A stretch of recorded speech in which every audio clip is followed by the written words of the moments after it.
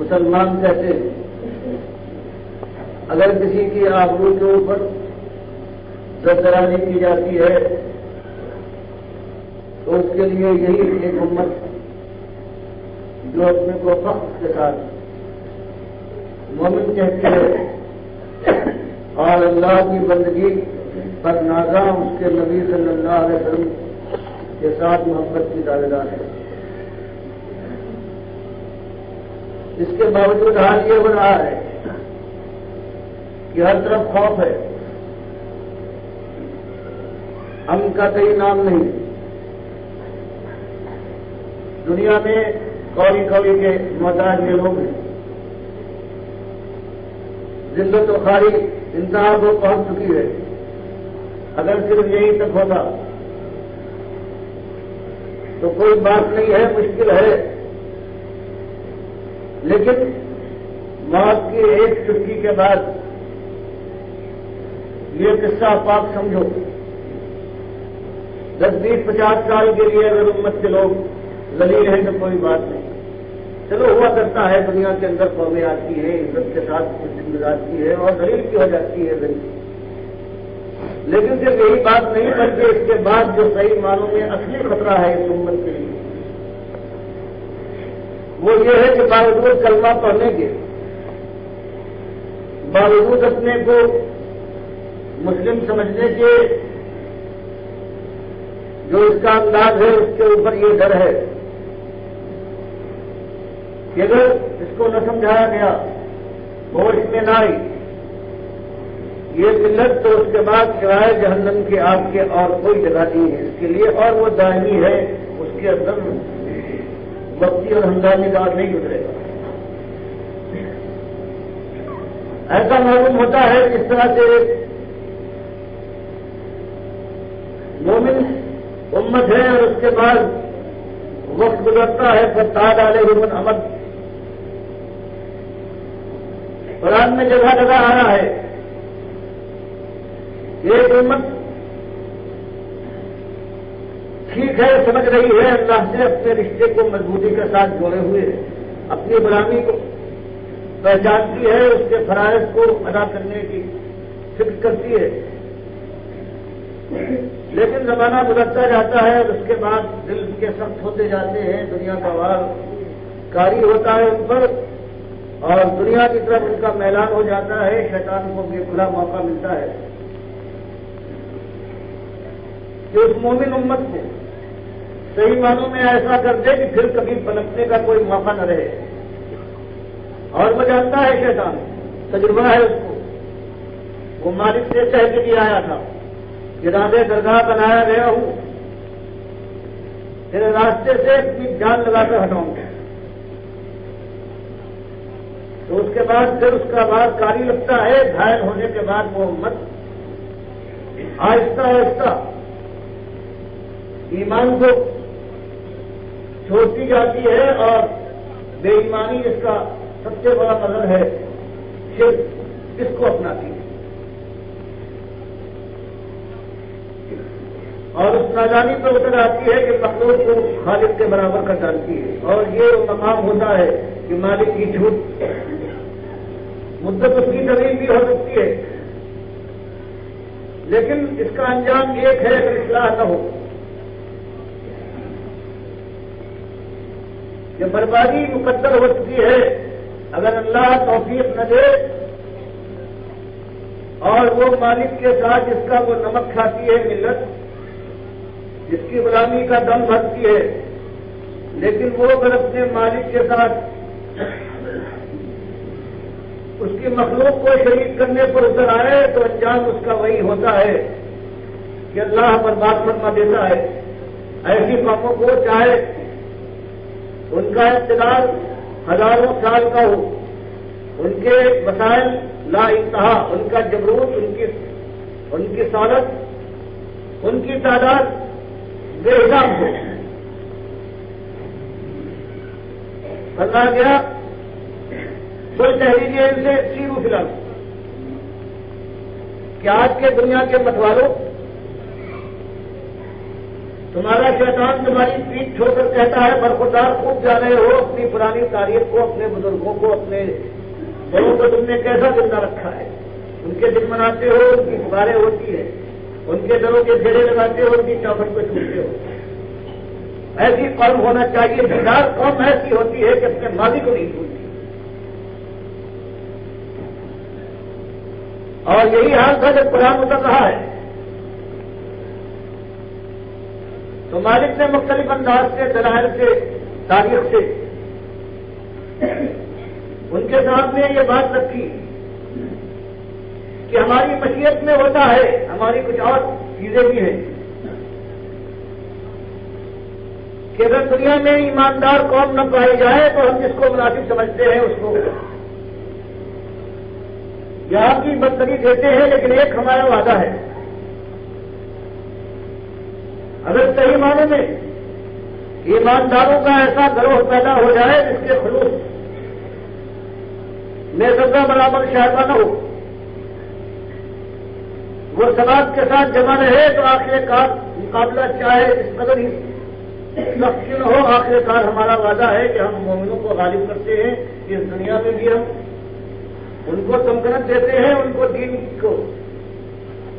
کے دین کو قوی بناتے ہیں اور ان کے خوف کو ہم امن بنا دیتے ہیں۔ تو یہ لوگ میں مالک یہ ارشاد فرماتا ہے۔ اور باقی جو ایمان سے بھی دامہ ہو جائے، ہماری مشیت کیسے ہے دنیا میں 100 برس، 1000 برس، 2000 برس، دنیاوی اپنا عروج دیکھ لے، لیکن وہ ہماری رضا کا تحفہ نہیں ہے بلکہ وہ ہماری مشیت ہے، اور آخر کار سے ہم برباد کر کے رہیں گے۔ فرمایا اگر یہ آج کے متوالے ہوش میں نہیں آتے، آپ نے کھول کھول کر یہ بات بیان کرتی ہے، قیمت بتاتی ہے کہ ایمان کی قیمت کیا ہے، آپ نے ان کو ہر طرح سے یہ بتایا ہے کہ تم مسئول ہو، خود مختار نہیں ہو، یہ دنیا تمہاری سرگاہ نہیں بنائی گئی ہے کہ آؤ جس روش پر چاہو دوڑتے پھرو، جس کوشے پر چاہو ہاتھ مارو، جس ڈیک کے اوپر چاہو پیر پھیلا کے سو جاؤ، بلکہ تمہیں یہاں آزمائش کے لیے بھیجا گیا ہے۔ امتحان، مدت آزمائش مختلف ہو سکتی ہے، لیکن امتحان ایک چیز کا ہے کہ جس نے وجود بخشا ہے، جس کا کھاتے ہو، جس کے پروان چاہے پروان کرتے ہو، جس نے ساری تمہیں جسمانی طاقتیں دی ہیں، ذہن و فکر سے لے کر کام اور آپ کی، جو تمہیں موت دیتا ہے دنیا والوں، تم کو یہی کیوں نہ چھوڑ دے گا بلکہ پھر اٹھائے گا، حساب کتاب کے بعد آخری فیصلہ ہوگا اور پھر کچھ جیتیں گے، اور ایسی جیت ہے کہ انہیں شکست کا خطرہ نہ رہے گا، اور کچھ ایسی ہار ہاریں گے کہ کبھی جیت نہ پائیں گے۔ پھر آپ کا وہ ادھر ہے کھاروں سے لگتے اٹھے، کلیجہ گھوم جائے، منہ ایسا ہو جائے جلنے کے بعد جیسے قرآن فرماتا ہے ریحا کالہون، جیسے بھری ہوئی سری ہوتی ہے۔ تو پھر یہ کیفیت یہ نہیں ہے کہ ختم ہو جائے، یہ برابر دائمی ہے، اپنا موت ہے، اب میں اس کے اندر کوئی لمحہ ملے گا کہ عذاب میں کمی آ جائے۔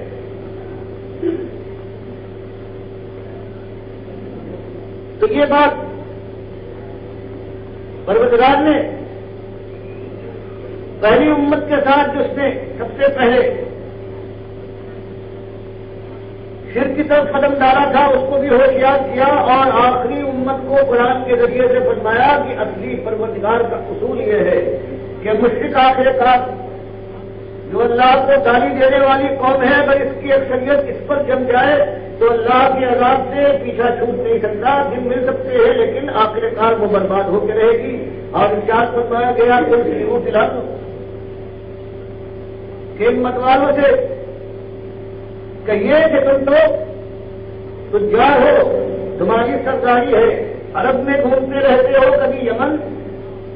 اور کبھی شام اور کبھی جہازوں کے ذریعے سے دنیا میں تمہاری تجارت کا سیلاب چلتا ہے، تم ان خنجرات سے بھی گزرے ہو جن سے بڑی بڑی قوموں کی تاریخیں وابستہ ہیں. بھوکا عالم ہوتا ہے وہاں پر، سناٹے راج کرتے ہیں،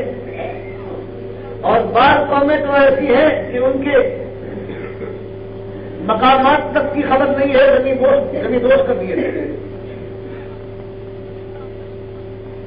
ان کی روح پھر ہر ان عبرت کی جگہوں پر جانے کے بعد دیکھو تم گزرتے رہتے ہو، بس ضرور اور نگاہ ڈال کر عبرت حاصل کرو کہ کئی پر کانا عاقبت کہ ان کا انجام کیا ہوا ہے. ان کی شوکت کو پارا پارا کیا، ان کی جماعت کو منتشر کر ڈالا، ان کی اپنی ہوئی گردن کو مالک نے جھکایا ہے، ان کے ماتھوں پر ٹھوکریں مروائی ہیں، ان کے منہ کو تھوکا گیا ہے اور ان کو ایسے نابود کیا ہے کہ جو کٹ ڈالی ہے، ان کا دین بھی نہیں چھوڑا پروردگار نے. وجہ کیا تھی؟ کان حاصل ہو مشرقی،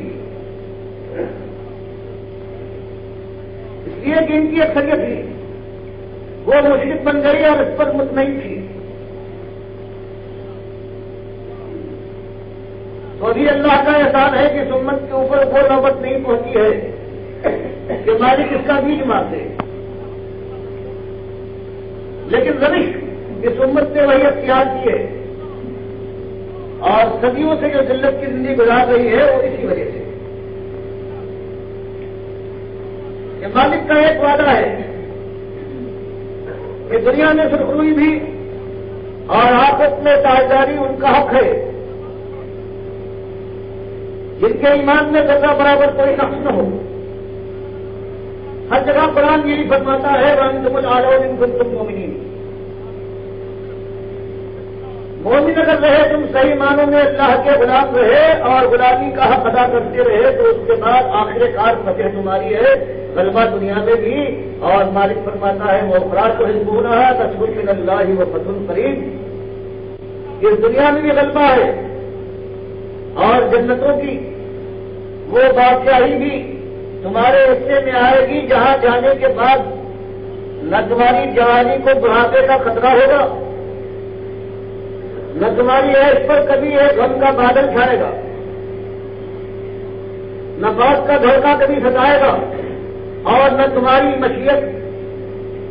میں پروردگار عالم تک کوئی دخل دے گا. بلکہ جو چاہو گے یہ تمہاری مشیت ہوگی، اب ہمیشہ ہمیشہ کے لیے تمہاری مشیت راج کرے گی، مالک بھی مداخلت نہ کرے گا. سورہ اعراف میں مالک فرماتا ہے وَلَهُمْ فِيهَا مَا يَشَاءُونَ. یہ جنتیوں اب جو ان کی منشا اور مشیت ہو وہ ان کا حاصل ہے. خالدین ایک دو دن کی بات نہیں ہے، ہمیشہ کا یہ معاملہ ہے. اور یہ ایسی کڑی بات ہے کہ کانا علی ربک وعدا مسئولا، یہ آپ کے رب کی طرف سے ان سے وعدہ ہے اور ایسا وعدہ ہے کہ بفرض محال وہاں پہنچنے کے بعد کوئی آرزو پوری نہ ہو، کچھ چاہے اور نہ ہو پائے. فرمایا ان کو مالک حق دیتا ہے کہ مالک سے پوچھے، مالک کو یاد دلائے کہ مالک یہ وعدہ خلافی کیسی ہے، انہوں نے تو یہ وعدہ کیا ہے. تو یہ تو انجام سے آج بھی امت وہاں آ کر کھڑی ہو گئی ہے جہاں اس سے پہلے اپنے کو مومن کہنے والی امتیں بہت گئی تھی. قوم نوح کا کیا حال ہے؟ پہلی مومن امت ہے، مشرک بنی ہے. حضرت آدم کے بعد زمانہ گزرا ہے لیکن شرک نے یوں راج نہیں کیا ہے، یہاں تک کہ حضرت نوح کے زمانے میں مالک فرماتا یوں تو ہزار تھے ان کے اللہ کے ساتھ شریک ٹھہرائے جانے والے، لیکن 5 پنجتن تھے ان کے ایسے مت اور سواد یہود اور یہود و نصر جن کو انہوں نے بالکل مالک کے ساتھ ملا دیا، ہم سب پر کر دیا. یہ اولیاء اللہ تھے بخاری کی روایت میں. پھر مدت کی ترکیب کے بعد اور ترکیب ہوتی ہے اسی ایک بات کی پورا قرآن گواہ ہے کہ کسی بگڑی ہوئی مومن امت ہو یا کوئی اور امت ہو، اس کی اصلاح کا ایک ہی طریقہ ہے. قرآن نے ہر جگہ یہی بیان کیا ہے کہ بگاڑ کی اصلی وجہ اپنے مالک کے ساتھ اپنی غلامی کے رشتے میں نقص پیدا کرنے کی وجہ سے سب کچھ ہوتا ہے۔ اور جو بھی مسئلہ آیا ہے وہ حضرت نوح ہو یا اس کے بعد کے انبیاء یا آخری نبی صلی اللہ علیہ وسلم ہو، سب سے پہلے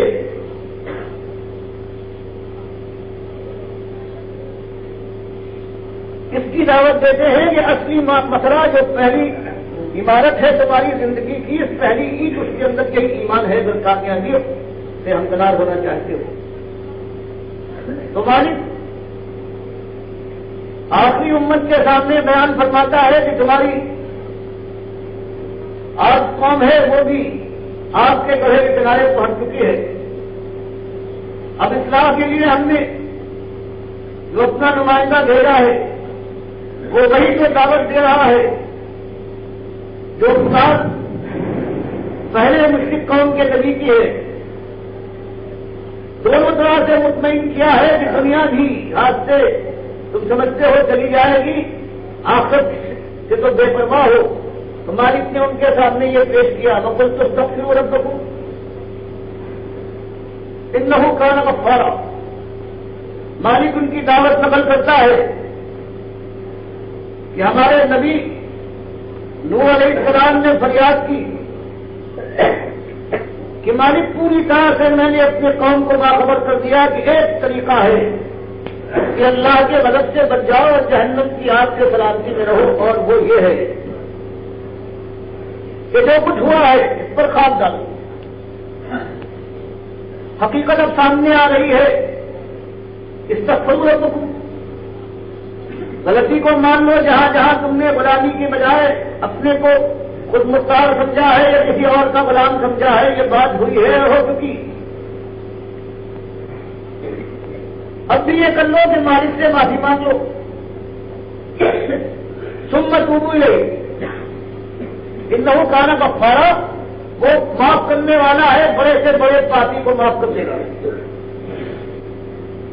اور دنیا کے خوف سے کہ اگر تم ایمان لے آؤ گے تو دنیا کی شوکت ختم ہو جائے گی، فرمایا شیطان نے کان میں ڈالا ہے تم ایمان لانے کے بعد تمہاری شوکت میں اور اضافہ ہوگا، جنت تمہاری تو اپنی ہے۔ تو حضرت نوح نے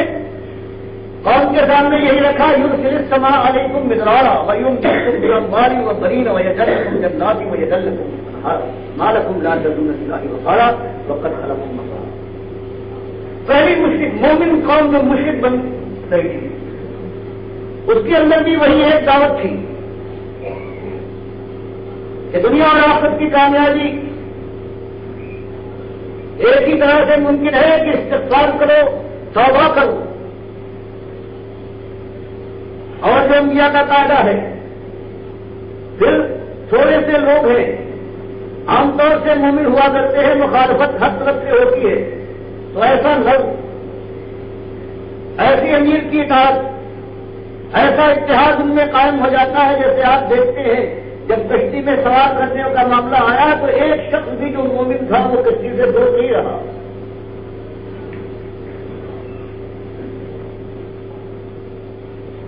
تو حضرت نوح نے یہی بتایا کہ مالک کے غلام بن جاؤ، صحیح معنوں میں توبہ اور استغفار کر لو، دنیا سے بالکل بے پرواہ ہو جاؤ، دنیا تمہاری دولت اور تمہاری طاقت اور خدمت میں اور اضافہ ہوگا۔ یرسل السماء علیکم مدرارا، پروردگار آسمان کو تمہارے اوپر رحمتوں کا دھارا بنا کر نالا بنا کر بہا دے گا۔ ویمددکم باموال وبنین، مال اولاد تعداد کے لحاظ سے بے حساب ہو جاؤ گے۔ ویجعل لکم جنات ویجعل لکم انہارا،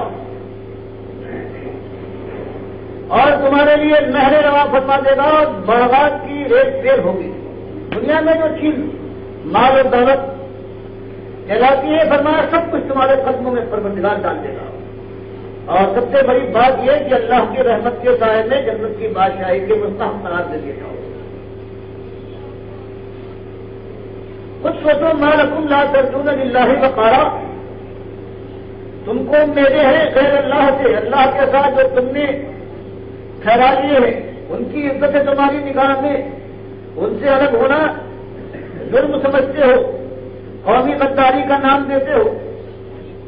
اللہ کے مقابلے میں اٹھتے بیٹھتے ان کو یاد کرتے ہو، اسی کے وقت ان کی مالا بھی جپتے ہو، ان کی رد و نیاز بھی کرتے ہو، اور کبھی نہیں سوچتے کہ وہ اللہ کی مخلوق تھے، اس کے پیدا کیے پیدا ہوئے تھے، اس کے محتاج ہمیشہ تھے اور ہمیشہ رہیں گے۔ کیا ہو گیا ہے؟ ما لکم لا ترجون للہ وقارا وقد خلقکم اطوارا، تمہاری نگاہ میں سب کی عزت ہے، سب کا وقار ہے، اور مالک کے ساتھ یہ تمہارا طرز عمل ہے کہ سب کے نام پر کھلکھلا اٹھتے ہو، چہرہ خوشی سے چمک اٹھتا ہے، اور اللہ کی تعریف کی بات آ جائے تو تمہارا دل بھی جاتا ہے۔ کیا ہو گیا ہے کہ تمہاری نگاہ میں مالک کا کوئی وقار نہیں، حالانکہ وہی ایک ذات ہے جس سے تم کو مختلف انداز سے، کبھی بچے تھے جوان کیا، پھر بوڑھے ہوئے، سب کچھ اس کا کیا دھرا ہے، اور اس کی عنایت طرف فرمائی اور رحمت آتی ہے۔ تو مالک نے پہلی مشرک قوم جو مومن پہلے تھی، اس کے آباء و اجداد، جب ان نے شرک بہا ہے اپنے اولیاء اللہ کو، انہوں نے اللہ کے ساتھ شریک ٹھہرایا ہے، تو مالک نے انداز بتا دیا کہ کسی انداز سے ہوا کرتا ہے اصلاح کا کام، اور آخری نبی صلی اللہ علیہ وسلم آئے ہیں، انہوں نے بھی یہی انداز بتایا ہے۔ قوم کے حالات بتائے تھے، غلامی کا مسئلہ تھا، تنگی تھی، معاش کی، 65 سالی کا موسم رہتا تھا، شقاوت غلبی تھی، خون بہانا پانی کی طرح سے ان کی فطرت بن گئی تھی، ڈاکے ڈالنا، آبرو کو پامال کرنا، یہ ساری چیزیں ان کے اندر تھیں۔ قومی طور پر 3 حکومتیں، ایک طرف کسرا کی، ایک طرف حبش کی، ایک طرف روم کی، ان کے ملک کو ہتھیار نہیں کی۔ اب اصلاح کا منہاج کا انداز ہوگا کہ بادشاہ بنا لیے جائیں اللہ کے نبی صلی اللہ علیہ وسلم، اور آپ کے اشاروں پر وہ رقص کریں اور وہ مسائل حل ہو جائے۔ اگر یہ معاملہ ہوتا کہ یہ قومیت کی جنگ ہے، عرب ساتھ ہو جائیں، یہ آدمی ہے جو حبش کے رہنے والے، جو ایران کے باسی ہیں، اور جو روم کے لوگ ہیں، ان سے چھٹکارا حاصل کرنے کے لیے اور میرے جھنڈے کے نیچے تو کون عرب ہے کہ مخالفت کرتا، سب ساتھ ہو جاتے ہیں۔ اور یہ ساری مشکلات جو پیدا ہوئی ہیں، ان میں سے کوئی ظاہر نہ ہوتی، لیکن اس کے بعد کیا ہوتا؟ جب رسول ہیں قابو یافتہ ہونے کے بعد کہتے اللہ کی توحید حقیقی ہے، تو یہی لوگ پھٹ کے کھڑے ہو جاتے کہ باپ دادا کی تاریخ سے کٹ جائیں، عہد لگاتے ہیں ہمارے آبا کو، ہمارے بزرگ سفی تھے، ہم گالیاں دیتے ہیں ہمارے بزرگوں کو، لات و منات کو، جو آپ نے فریب دیا، تو جو پہلے ساتھ تھے وہ الگ کھڑے ہو جاتے۔ کبھی جنت و دولت کا ذکر کرتے تو یہی مجمع تھا جو کہتا تھا کہ نصیحت ہے جو آج مل رہا ہے نقد، اس کے مقابلے میں ادھار کی طرف بڑھاتے ہیں آپ، اور کہتے ہیں میری سنت کو اختیار کرو، تو جواب یہ ملتا کہ ہم اپنی ذوق کو بدل دیں، اپنے مزاج کو بدل دیں، آپ کے ہم غلام بن جائیں، آپ کو معبود بنا لیں۔ اور یہ ہر جنگ کے بازی جیت گئی تھی، جیسے آج لوگوں نے کوشش کی ہے، وہاں امکان تھا کہ بازی اس طرح کی جیت جاتی، لیکن جب آپ دین کے نفاذ کے لیے صحیح کوشش کرتے ہیں تو سارے کھڑے ہو جاتے ہیں اور دشمن بن جاتے ہیں۔ اور یہ نبوت کا مزاج نہیں ہے، نبی اللہ کی ہدایت سے ساری باتیں کرتا ہے اور اس کو معلوم ہوتا ہے کہ اللہ جانتا ہے کہ اصلاح کا طریقہ کیا ہے، تو وہی اصلاح کا طریقہ آپ نے اختیار کیا، دین کی کھلی دعوت دی، اور سب سے پہلے یہ مسئلہ بیان فرمایا جو کعبے کا مسئلہ ہے کہ کائنات کا ایک مالک، ایک رب، ایک آقا ہے، سب مخلوق ہے، سارے اس کے غلام ہیں، نہ اس کی ذات میں ان کا کوئی ساجا ہے، نہ صفات میں، نہ اختیارات میں، نہ حقوق میں۔ غلام آقا کی برابری کیسے کر سکتا ہے؟ مخلوق خالق تک کیسے پہنچ سکتا ہے؟ اور اسی سے سب کچھ بیت گئی۔ اور دعوت کیوں نہیں دی؟ کتابیں لکھنے کے بعد لوگوں تک پہنچاتے اور میدان میں نہ آتے۔ مالک نے فرمایا آپ تو میدان میں پھانسیں گے، لوگوں کے اندر پہنچ کر یہ بات کہیے۔ کتنے لوگ ہیں جو کتابیں پڑھ سکیں گے؟ کہاں تک آپ کی آواز پہنچے گی؟ تب یہ حال تھا کہ میلے ہیں، حج کا موقع ہے، چوراہے ہیں، خانہ کعبہ کا اجتماع ہے، آپ نے بات کھل کر یہی بات سب کے سامنے پیش فرمائی ہے۔ یہ جو دعوت عام ہے اور پھر ہر طرف سے لوگ ٹوٹ پڑے ہیں، تب یہ موقع ہے تربیت کا کہ ساتھی بھی اور آپ بھی کہ چھوٹے سہتے ہیں، ہمت کے ساتھ صبر کرتے ہیں، اور سیرت میں ایک اور باریکی آتی ہے۔ کتنے اعتراض کرنے والے ہیں صحابہ کے اوپر کہ بلال آج بہت توحید توحید احد احد کا نعرہ لگاتے ہو، کتنی مرتبہ میرے ساتھ گئے ہو، لات کے پیروں میں چرنوں میں تم جھکے ہو۔ اور لوگوں نے کیا، اس طرح ہوتا ہے کہ سارا کافر معاشرہ پھر ماننے لگتا ہے، اور ایک برتن جس کو 10,000 ہاتھ یا 2,000 ہاتھ مانیے تو کتنا صاف ہو جائے گا۔ سب سیرتوں میں اگر خلوص ہے دل کے اندر تو سیرتیں بدلتی ہے، پھر بات دل میں ٹوٹتی ہے اور دل سے صحیح بات نکلتی ہے۔ یہی نبی صلی اللہ علیہ وسلم نے فرق کیا۔ یہ دعوت کا مرحلہ وہی دعوت کا مقام ہے کہ اگر جواب مردی کے ساتھ آج بھی اس قوم کے اندر وہی اس کا استعمال کیا جائے جو سنت نبوی ہے، اور جس کو قرآن میں پروردگار نے ہر نبی کی سنت بیان فرمایا ہے، کہ اپنی امت کے سامنے ان کو ہوشیار کیا جائے کہ مسئلے بہت ہے، سب سے پہلے جو المسائل ہے وہ یہ ہے تمہارا ایمان، اور اس میں جہاں جہاں خرابیاں ہیں کھول کر صاف پوریا طور پر سمجھا کے ان کے سامنے پیش کی جائے یہ خرابیاں ہیں، اور جو لوگ سمجھ جاتے ہیں مان جاتے ہیں ان سے کہا جائے کہ استغفار کرو، توبہ کر کے پڑھو، اور تمہارا مقابلہ آج پکڑو باطل کے اس سامان سے ہے، اس دور سے ہے، اس سیلاب سے ہے کہ ان کے سامنے تم دنوں کی طرح بہ جاؤ گے، لیکن تمہارے ذہن میں یہ ہے کہ یہ باطل کا سیلاب جھاگ بن کر اٹھ جائے اور اللہ کے دین کی ہر طرف یورش ہو، تو اس کے لیے جو جہاں پر ہے وہ اکیلا وہی اکیلا بن کے آپس میں ملو، بھائی بھائی بنو، نظم قائم کرو، صبر کے ساتھ جمو اور مل کر جیسے مالک فرماتا ہے یا ایھا الذین آمنوا اصبروا وصابروا ورابطوا واتقوا اللہ لعلکم تفلحون۔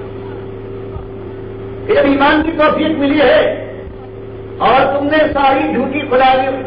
جو دنیا میں آج براجمان ہے، راج کر رہی ہے، جن کی بات مانی جاتی ہے، ان کا تم نے انکار کیا ہے دلیل کے ساتھ بھی اور عمل بھی، تمہاری شدید ترین دشمن ہو گئی ہے، تو یہ نہیں کہ تحفظ کے ساتھ جو جہاں ہے مار کھاتا رہے، اور اللہ کے یہاں ثواب اس کے اعمال نامے میں لکھا جائے اور 1 سے 2 2 سے 4 ہو۔ فرمایا ایمان غیر مند ہوتا ہے۔ آج لوگوں کو توفیق ملی ہے، ہمت کے ساتھ جس طرح تم کو توفیق ملی ہے، تم تک صحیح دین پہنچا ہے تو تم اس کی طرف بڑھے ہو، اور اسی دین کو اپنی زندگی سے بھی، اپنی زبان سے بھی، اپنے قلم سے بھی، اور عین غم کے اندر گھس کر تلاوت قرآن کے ذریعے سے اس کی تفسیر بیان کر کے کیا مالک چاہتا ہے یہ واضح کرو۔ مشکل تو آئے گی، یہ نہیں کہ موت آ جائے فرمایا گیا ہے اس کے گھر گئی کھاد اس گرمی میں تو کھاد کو کون مدد دیں گے؟ نئی کھاد بنا دیں گے تاکہ احساس میں کمی نہ آئے، عذاب سے جو بڑا ہے بڑا بن سکتے ہو، اس انداز سے اور اس کے لیے لازمی شرط یہ ہے کہ آج جو قوم ماری گئی ہے وہ اس وجہ سے قرآن اس کے پاس اصلی حالت میں موجود، قرآن کی تفسیر اصلی شکل میں اس کے پاس موجود، لیکن جو دین چل گیا وہ قرآن و حدیث کے مقابلے میں، صحیح دین کے مقابلے میں ان کا دین چل گیا جو شیطانوں کا دین تھا۔ اور اصلی ایمان جو توحید مالک فرماتا ہے نہیں سکت اس لیے شیء، اس کی بجائے یہ صوفیانہ ایمان آ گیا اتحاد کا کہ ہر چیز اللہ کی ذات کا ایک جز ہے۔ اب حرام و حلال ختم، ذمہ داریاں گئی جب ہر ایک اللہ کا ایک ٹکڑا ہے وہ جو چاہے کرتا پھرے، پھر ماں اور بہن میں بیوی میں کوئی فرق نہیں ہے، اور پھر اللہ تو کبھی ایسا نہیں کرے گا کہ اپنی جان کو آگ میں جلائے تو یہ جنت اور جہنم یہ بلا بن کر رہے ہیں۔ اور پھر یہ ہمارے گنیش، یہ ہنومان، یہ وجود میں آئے کاشی اور مسوا کی طرف سے لاہور اور اجمیر کی جگہ دی۔ پھر اللہ کی کتاب کو ہم نے اسے پہچان دیا یا کبھی پڑھا ہے تو برکت کے لیے، اور جو اس کا مطلب سمجھا ہے، اگر ذہن میں کوئی پریشانی ہو تو جو ہم نے نیچے پڑھا تو وہ بالکل مطمئن کر دیا گیا کہ ہاں یہ اللہ یہ نہیں کہتا، یہ تو ظاہر کی نگاہیں کہتی ہے، اس میں اس کا مطلب باطنی یہ ہے جو حقیقی ہے۔ تو آج اسی لیے ابھی 10 سال سے چیلنج دیا گیا ہے کہ اس ملک کے اندر تمہارے بڑے بڑے لوگوں میں سے اگر ایک شخص بھی ایسا ہے جس نے عقیدے سے کوئی تعرض کیا ہے، کوئی کتاب لکھی ہے، لا کر سامنے لے آؤ اور کہہ دو یہ خالص توحید تھی، کیونکہ صدیوں سے یہ اتحادی دین غالب آ چکا ہے۔ اور اب اگر کوئی گروہ ہوتا ہے تو قرآن نے مکے میں ایک بات جو مشرکین مکہ کے دین کے اصول تھے سارا کھول کے ڈال دیا کہ یہ غلط، یہ صحیح۔ ہجرت کے بعد یہاں اہل کتاب کا دورہ تھا، خاص طور سے یہودیوں کا۔ قرآن کے صورتوں پر بڑی سی بڑی صورت سورہ بقرہ ہے، سورہ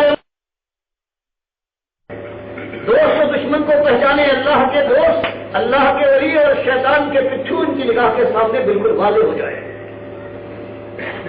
اور یہ کام سب سے مشکل ہے۔ اس کام کے اندر اگر آپ اٹھے، کوشش بھی کریں تو ہر قدم پر راہ روکی جائے گی کہ تم یہ کہتے ہو یہ قرآن ہے، اور حضرت یہ کہہ گئے ہیں، امام الہند کا یہ کہنا ہے، حکیم الامت کو یہ بات بیان فرما رہے ہیں، تو کیسا رنگ پڑے گا آپ کو اندازہ لگائیے۔ اب اس میں کامیاب ہونا ناکام ہونا یہ اللہ کے ہاتھ میں ہے، لیکن ایک بات یقینی ہے کہ اگر ہمت کے ساتھ اس میدان میں نہ کودا گیا، اگر اللہ کے وقار کو سر بلند کرنے کے لیے یہ اللہ کے جو باقی تابوت تھے جن کا آج وہ آنکھوں بٹھائے جاتے ہیں، جن کا دین آج دنیا میں رائج ہے، اگر ان کا پول نہ کھولا گیا تو کبھی بات سمجھ میں نہ آئے گی۔ اگر مسافر جا رہے ہیں ایک راستے پر اور انسان جانتا ہے کہ آگے ڈاکو بیٹھے ہوئے ہیں اور یہ بھولے بھالے سمجھتے ہیں کہ آ رہا ہے، یہ کسی کو معلوم ہے، یقین ہے کہ اب ان کی خیر نہیں، اب وہ چپ ہو جائے، خاموش ہو جائے، تو کیسا سنگل ہے، کیسا شدید القلب ہے۔ اس خیال سے کہ اگر میں یہ بات کہوں گا تو میرے خلاف دھوم مچ جائے گی، تو وہ مزدل بھی ہے، بس مار کر یہ ہونے والا ہے۔ اگر اس طرح سے کوئی گروہ ہوتا ہے، اللہ پر اعتماد کے ساتھ اللہ کی کتاب پر اس کو یقین ہے، اللہ کے رسول صلی اللہ علیہ وسلم کا طریقہ ہے، وہ اس کو محبوب ہے، صحابہ کرام کی جو سیرتیں ہیں ان کو اپنے سامنے نمونہ بناتا ہے، پھر تو یہی ایک راہ ہے کہ اپنی زندگیوں کو شیطان کے جال سے نکالنا ہے۔ جو یہاں شیطان روایت کرتا ہے، اس کو سب سے پہلے مالک کی بندگی کا سبق دینا ہے، پھر کہیں باہر کا نمبر ہے۔ وہ انتہائی فریب کار لوگ ہیں جو اپنی زندگی میں تغیر نہ لائے اور اس کے بعد دنیا کو دعوت دیتے رہے کہ اللہ کے بندے بن جاؤ۔ سب سے پہلے ہمارا اور آپ کا کام یہ ہے، تو اس کے علاوہ مفت نہیں ہے، آپ سے کوئی نہیں بچا سکتا۔ بات جن کے سامنے آتی جائے ان کے اوپر ذمہ داری بڑھتی جاتی ہے کہ پہلے اپنی زندگی کو بدلیے، اللہ رسول کی قیدیں ہیں وہ لگائیے، روکی ہوئی چیزوں سے بچیے۔ زندگی میں سب سے بڑی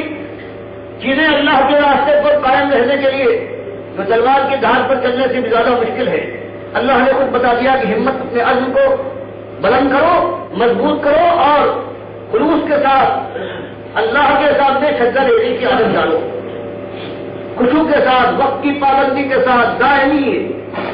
اس راہ کی منزلیں تمہارے لیے پایاب ہوں گی، آسان ہوتی جائے گی۔ تو یہی ایک طریقہ آج بھی ہے کہ اللہ تعالیٰ توفیق دے ایسے بندوں کو کہ جو سب سے پہلے مالک سے استغفار کرے کہ پروردگار بڑی بھول ہوئی ہے، مدت گزار دی، جو تیری نافرمانی کا راستہ تھا اس کو میں فرما برداری سمجھتا رہا، جو تیرے دشمن اور طاغوت تھے میں نے ان کو سزا بھوگ بٹھایا، مالک میری توبہ ہے۔ اور پھر زندگی کا رنگ بدلا جائے، ذہن و خیال کو عقیدے کے بدلنے کے ساتھ ذہن و خیال پسند و ناپسند کے معیار وہی ہوں گے جو اللہ اس کے رسول صلی اللہ علیہ وسلم کے تک میں آئے۔ پھر تو شکل صورت میں بھی فرق آنا چاہیے، پھر معاش کی کمائی میں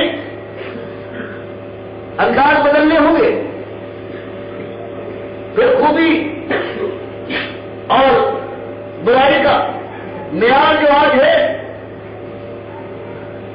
کہ معیار زندگی بلند ہو جائے، لکشمی اپنی مٹھی میں آ جائے، یہ بدلنا ہوگا۔ پھر جو گلدستہ بنا کر تاک نشان میں رکھ دیا گیا ہے، وہ خیال کہ جہنم سے بھاگنا ہے، جنت میں پہنچنے کے لیے زور لگانا ہے، وہ پھر سامنے آئے گا۔ اس کے علاوہ اگر آپ کوئی حلال فلسفی گزرے ہیں، لاکھوں دیناور سمجھے جاتے ہیں، کیسے دانشور دنیا کے اندر مشہور ہے، لیکن یہ دانشوروں کو دین کے دانشور ہیں، علماء حکماء سمجھے جاتے ہیں، لیکن جب ایمان کا خون بہنے لگے تب یہ اپنے مفاد دیکھتے ہیں اور چپ رہتے ہیں۔ اور اگر کوئی دیوانہ راز کو افشا کر دے بھری بس میں تو اس کے دشمن ہو جائے۔ آج یہ کیفیت ہے، لیکن اللہ کے وعدے پر اعتماد کے ساتھ اگر اپنی جان کو بچانا چاہتے ہیں، ہم اور آپ اپنی اولاد کے لیے ہمارے دلوں میں کوئی جذبہ ہے، اگر بنینا انسان کے لیے کوئی خیر خواہی موجود ہے ہمارے پاس، اگر اللہ کا وقار ہماری نگاہ میں سچا وقار ہے تو پھر ایک ہی روش ہے، اس توبہ کی مہم کو اپنی جان سے اپنے نفس سے شروع کیجیے اور اللہ کی بندگی کا عملاً ثبوت دیجیے۔ پھر دنیا کو ہر انداز سے جتنے انداز ممکن ہے ان کی رہنمائی کیجیے، صحیح طریقے بلائیے اور اللہ پر اعتماد کر کے اگر مرقع بن کر ایک دائی کا جو قرآن و حدیث میں ہے وہ انداز اختیار کریں گے تو دل کی بند کھڑکیاں کھل جائیں گی، مخالفت تو ہوگی، کشمکش تو برپا ہوگی، جامسل دور تو آئیں گے، لیکن انجام کار یہ ہے کہ پروردگار کے وعدے ہیں وہ پورے ہو جائیں گے۔ اور یہی بخاری اور مسلم میں اللہ تعالیٰ کے نبی صلی اللہ علیہ وسلم نے بشارت دی ہے کہ جوان مردوں کا گروہی آنے کے بعد یہ ہو سکتا ہے کہ ایک دور آ جائے گا قیامت سے پہلے کہ اس پوری کائنات میں مومنوں کے علاوہ ایک کافر بھی موجود نہ ہوگا، اس لیے جزیہ ختم کر دیا جائے گا جو ان کی حفاظت کا ٹیکس ہے۔ آج یہ عیسائی اللہ کے ساتھ یہ ظلم کرنے والے، اللہ کو ظلم کے طور پر ٹکڑے ٹکڑے کر لینے والے، اللہ کے بیٹے بنانے والے، جن کی آج دھوم مچی ہے، فرمایا گیا شریف توڑ ڈالی جائے۔ خنزیر کے شاعر اللہ کی ہر کتاب میں خنزیر کو حرام کیا ہے، لیکن انہوں نے اسے حلال کر کے جائز قرار دیا ہے، فرمایا خنزیر کا کہیں پتہ نہ ہوگا۔ یہ بخاری مسلم دونوں میں ہے، اللہ کی طرف سے نبی صاحب نے بشارت دی ہے۔ اور مسلم میں ایک روایت ہے، تفرد ہے، بخاری وہ نہیں لائے ہیں کہ اس زمانے میں 7 سال اس دنیا میں ایسے گزریں گے کہ جنت کا سما ہوگا کہ دو مسلمانوں کے درمیان کوئی بغض، کوئی کینہ، کوئی حسد نہ۔ اس کے بعد خرابیاں پیدا ہوں گی، پھر کوئی دشمن موجے مارے گا اور پھر قیامت قائم ہوگی، لیکن کسی مومن پر نہیں ہوگی، مومن اس سے پہلے ہی وفات پا چکے ہوں گے۔ تو وہ دور ہے۔ آج دنیا میں اگر کوئی طریقہ ہے تو یہی طریقہ ہے، سارے لوگوں نے کوششیں کر رکھی ہے، لیکن لا الہ الا اللہ محمد رسول اللہ کے ماننے والے ہیں، لیکن کبھی کہو کہ لا الہ الا اللہ محمد رسول اللہ کے معنی بیان کر دو۔ بعض بڑے لوگوں سے کہا گیا کہ تم دین قائم کرنے کے لیے کوشش کر رہے ہو، لیکن تمہارا جو بنیادی عقیدہ ہے تمہاری کتابوں میں ذرا اس کو عام کرو۔ تو ان کا جواب یہ ہوا کہ جانتے ہیں بڑے ہوشیار ہو، برباد کرنا چاہتے ہو تاکہ ہم کو اس امت سے کچھ حاصل نہ ہو، ایک وقت ملے۔ تو یہ طریقے اختیار کیے جا رہے ہیں، برابر مل کر آ جاؤ۔ کافر اور مشرک عقیدے والے لوگ مل کر بھی امتی ہیں، لیکن آپ کو صاف کلیہ طور پر یہ بتانا پڑے گا کہ جو نسلی مسلمان ہیں ان کے اندر خیر کبھی نہیں آ سکتی جب تک ان کو صحیح معنوں میں اللہ کا اصلی مومن نہ بنایا جائے، اور یہ بات کام مشکل ہے۔ اسی کی طرف بنانا ہے آپ کو، جس کی اللہ تعالیٰ اس کو توفیق دے اتنا آگے بڑھے اور یہ سوچ کر بڑھے کہ اللہ کے یہاں بالخوش ہونے والی ہے۔ 4 ذمہ داریاں مالک نے عذاب علیم سے بچنے کے لیے، خسارے سے نجات حاصل کرنے کے لیے چھوٹی سی سورہ ولد نے بتا دیا ہے کہ ہمیشہ خسارہ ملے گا اللہ ان کو کہ جو ایمان لائے صحیح معنوں میں، ایمان کے مطابق عمل صالح اور زندگی کو سنوار لے، اور جو اسی ایمان اور دعوت حق کو لے کر میدان میں اترے اور اس راستے میں چوٹے کھاتے رہے، پھیلاتے رہے اور زخم و شہرامات چاٹتے رہے تاکہ اللہ کوئی فیصلہ کر دے۔ اس کے بجائے، اس کے بغیر کوئی اگر چاہتا ہے کہ زمزماتا ہوا جنت کے دروازوں پر جا کر ٹھوکر مارے گا کہ کھلے ہوئے تو کیوں نہ ملے، داخل ہونے کے بعد سبزار کو اپنے پیروں سے رہنے گا اور فرشتوں کو حکم دے گا کہ دیر کس بات کی ہے، حاضر کرو حوروں کو مجمع کرے، جہاں سلو کا دور چلے۔ فرمایا اس آسانی تم نے سمجھا ہے، ہم حسبتم ان تدخلوا الجنہ، تم نے سمجھ لیا ہے جنت کی بادشاہی میں آرام کے ساتھ بغلے بجاتے ہوئے داخل ہو جاؤ گے۔ ولما یاتکم مثل الذین خلوا من قبلکم، ساری دنیا کی جھوٹی خدائیوں کا انکار کر کے ایک مالک کی خدائی کو ثابت کرنے کے لیے، اس کی الوہیت کو منوانے کے لیے تم میدان میں آئے ہو، ساری دنیا کو للکارا ہے تم نے، اور اب یہ ہے کہ بہت ہو چکا، کچھ مصیبتیں آئیں، کچھ تھوڑا بہت کھانے پینے میں نقصان پہنچا اور اس کے بعد کیا جنت کے حقدار ہو گئے۔ فرمایا ابھی وہ دور کہاں آیا ہے، لما یاتکم مثل الذین خلوا من قبلکم، اس سے پہلے بھی جوامت آئے ہیں جیالے اٹھتے ہیں دھرتی کی گود سے۔ اللہ کو ماننے والے نمک حلال نمک کھاتے تھے مالک کا، اور نمک حلالی کے اوپر جان قربان کرنے کو تیار تھے، وہ اٹھے ہیں دھرتی سے۔ جب انہوں نے یہ آواز اٹھائی ہے کسی کا سر چیر ڈالا گیا ہے، 20 سے 2 حصوں میں ان کو پھیر دیا گیا ہے، کسی کے کھال پر فلادی کنگیاں پھیلی گئی ہیں، کھال کو گوشت سے اور گوشت کو ہڈی سے نوچ ڈالا گیا ہے۔ ابھی وہ دور نہیں آیا، صحابہ کرام سے کہا جا رہا ہے جن کے اندر اللہ کا بندہ کریم نبی موجود ہے۔ مسد الباسا، ان کو مال و دولت کی تنگی سے آزمایا گیا، بس ذرا، اور ان کو جسم جان کی تکلیفوں سے امتحان میں ڈالا گیا۔ وَذُلِّلُوا، وہ کہاں تک تم سے بیان کیا جائے، ہلا مارے گئے ہیں اللہ کی راہ میں، باطل نے ایک جگہ ان کو تھمنے نہ دیا ہے، ہلا مارا ہے۔ اور انتہا یہ ہو گئی کہ صابر کریم جو اس زمانے کے سرداروں میں تھا، اللہ کے بندوں کا سردار جو رسول تھا، اس زمانے میں اس سے بڑا ثابت کون ہارتا، یہاں تک کہ یقول رسول پکار اٹھا اس وقت کا رسول والذین آمنوا، اور جو اس کے ساتھی ایماندار تھے کہ اب تو انتہا ہو گئی، متا رسول اللہ مالک، اب تو یہ معاملہ سب سے اونچا ہو گیا، اب تو سکت نہیں ہے۔ فرمایا اس حد تک مالک نے آزمایا ہے، اس وقت مالک نے مجھے سنایا ہے، جلے اور شاباش چلنے والوں اللہ صلی اللہ قریب، بس اس امتحان پر تم پورے اتر گئے، آگے میدان صاف ہے، بس یہی ایک امتحان تھا، یہ موڑ تھا، اس موڑ کی آگے منزل ہے، اللہ کی نصرت آتی ہے اور اللہ کا دین سرفراز ہوگا، اس کا بول بالا ہوتا ہے، باطل کو سچ چھپانے کی جگہ ہے۔ اس لیے آپ سے یہ درخواست ہے کہ سب سے پہلے مالک سے توفیق مانگ کر عزم کے ساتھ اور یہ بات سمجھتے ہوئے کہ اللہ کی کتاب اور اس کے رسول صلی اللہ علیہ وسلم نے جو بتایا ہے یہی حق ہے، اور یہ سارے حکماں ہیں امت کے، یہ فیلسوف اور فلسفی کہلانے والے یہ سارے بھائی ہیں، قوم کو برباد کیے ہیں، لاکھوں افراد کو برباد کیا ہے انہیں، اور ہزاروں کو ذبح کرنے کی تیاریاں ہیں، ان کو مزہ آتا ہے، یہ مناشام ہے، جانتے ہیں سب۔ تو اللہ ان کو ابھی تک زندہ اور باقی رکھ رہا ہے، پروردگار ان کو توفیق دے توبہ کی، اور اس قوم کو بھی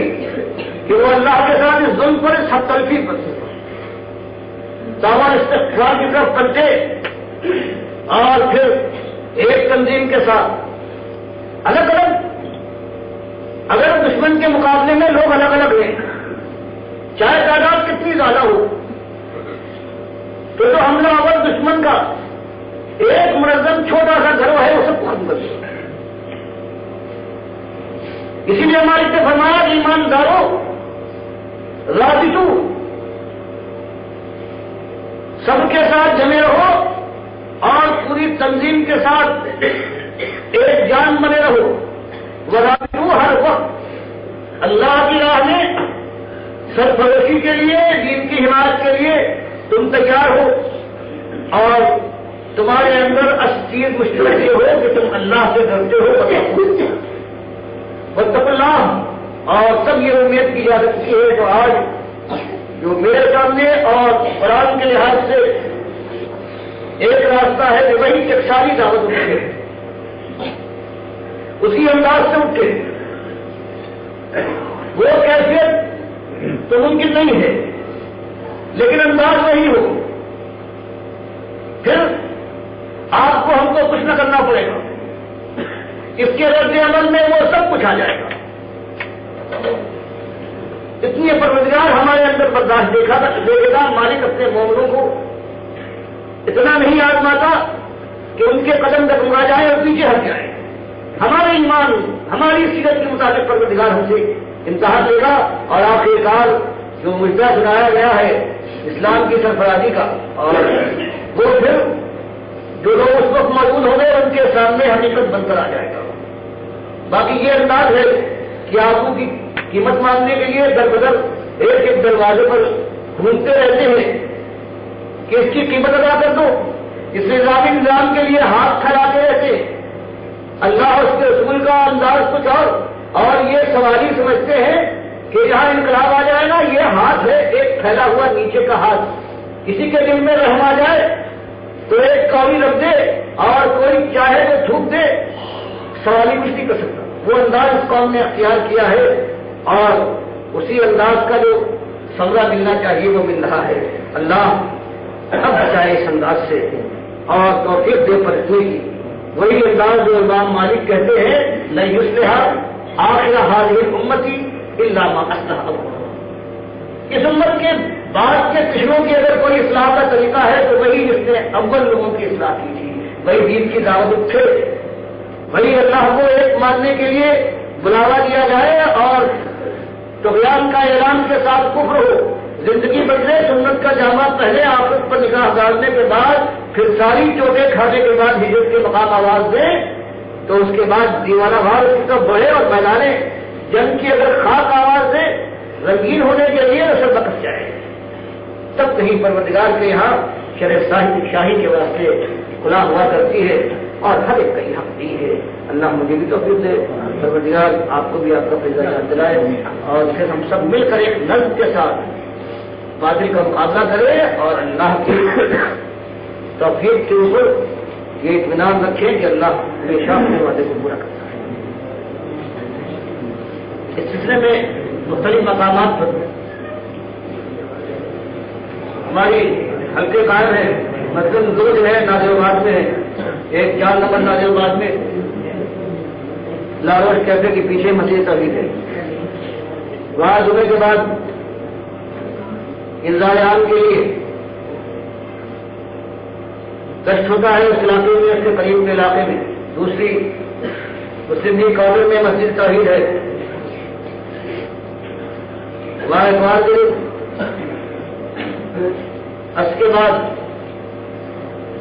ایک فرنیچر کالج میں نمبر 3 میں مسجد توحید ہے، یہاں سنیچر کو مغرب کے بعد یہ کماری کا علاقہ ہے، اتوار کو عصر کی نماز کے بعد مغرب تک گشت ہوتا ہے اور عشاء کے بعد درس ہوتا ہے۔ دفاع عام کی مسجد توحید سے لوگ نکلتے ہیں سنیچر کے روز جو ملیح پہ ہے، اور اس کے بعد درس وغیرہ ہوتا ہے، وہاں بہت سے حلقوں میں تعلیم بھی ہو رہی ہے۔ خود اپنی زندگی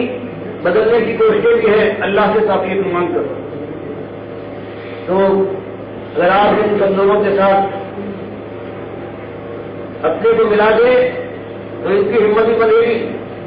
اور ہو سکتا ہے کہ اللہ تعالیٰ آپ کو بھی فائدہ پہنچائے۔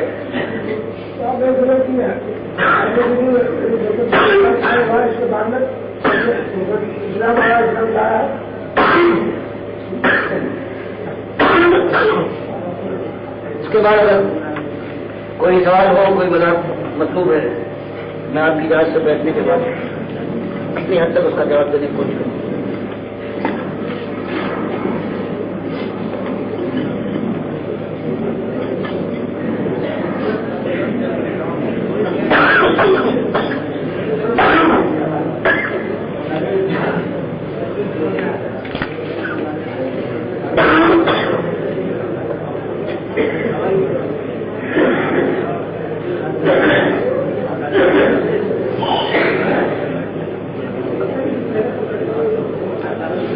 سوال ہے، کیا امام احمد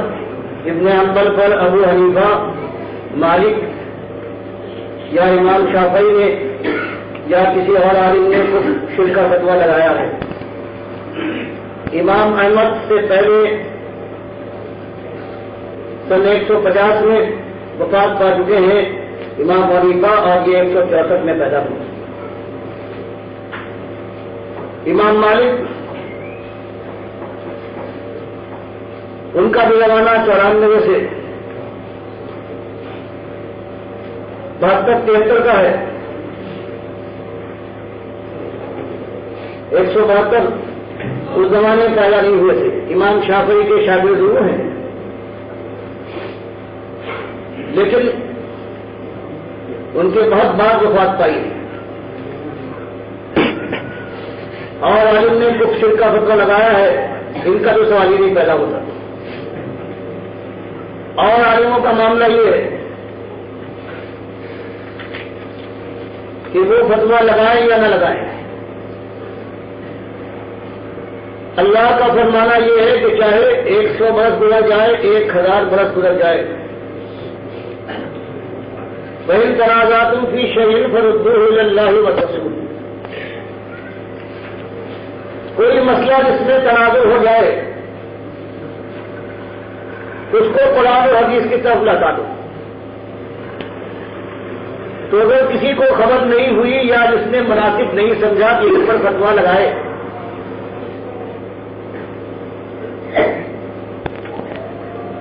تو کیسے یہ ہے کہ اللہ کی بات جب مالک فرماتا ہے کہ جو کسی کے سامنے کوئی ایسی بات آئے کہ جو میری بات کے خلاف ہو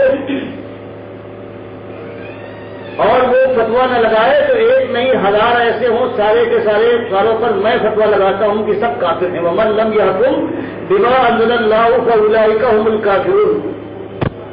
اگر کسی کے سامنے چاہے کوئی نہ لگائے، کوئی بات ثابت ہو جائے دلیل سے، کہ یہ قرآن اور حدیث کے خلاف ہے، اللہ کی کتاب کے خلاف ہے، تو مالک صرف یہی نہیں کہتا،